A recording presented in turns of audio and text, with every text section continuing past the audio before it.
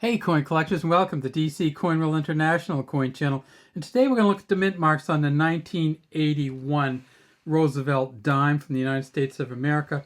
This one we're going to mainly focus on the P mint marks, but we will take a look at that elusive S mint mark later, and we'll check in on the D's also.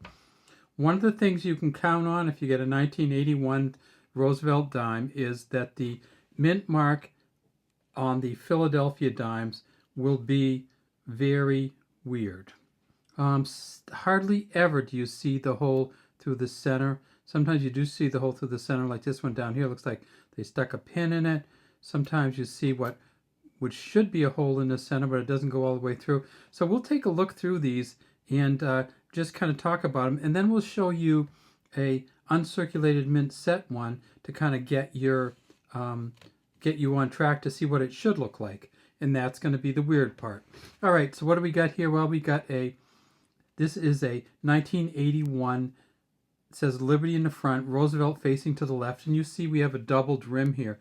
A lot of times you can't tell you have the doubled rim until you magnify it like this, and you can kind of see how it kind of doubled there, and you see how gets really flat back there. So this wasn't the greatest punch of the die anyway, but when we look down here, we see it says "In God We Trust," and always look at this I and the W down here. Often they're faded.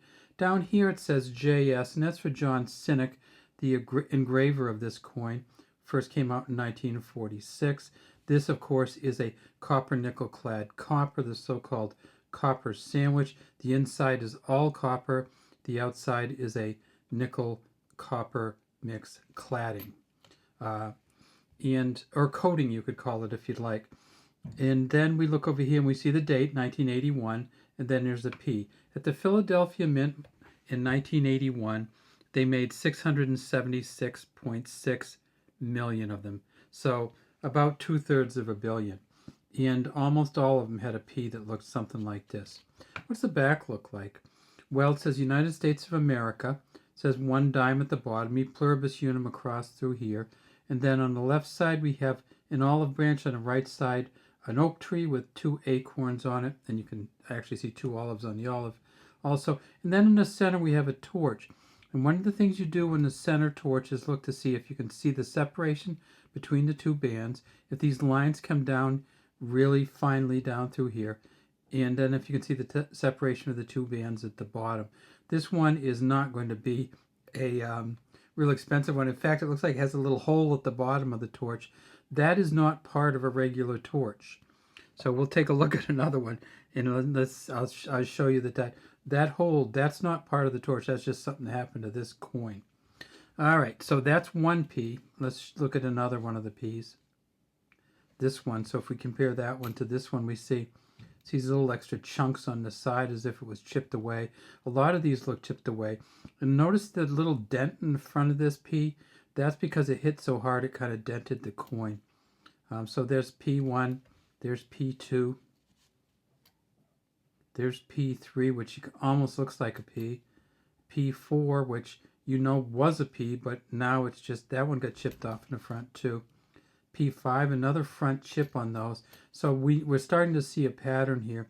P6, there's a chip on the front of that one. And P7, this one is the most filled one, the so-called filled P from 1981. No great value to any of these, just kind of fun looking at them. What's a regular uncirculated mint set coin look like? Well, this is what the P looks like in the best of them. Well, look at that, the front of it's kind of shaved off. Even though this has never been circulated anywhere, it came straight out of an uncirculated mint set. We do see the dent there, and we do see the P. Now, what about the rest of the coin? Liberty is just really sweet here. The 1981 is good. We tip it up, we see like that. The JS is pretty good. The In God We Trust is full, so that's good. Well, what about that back we were talking about?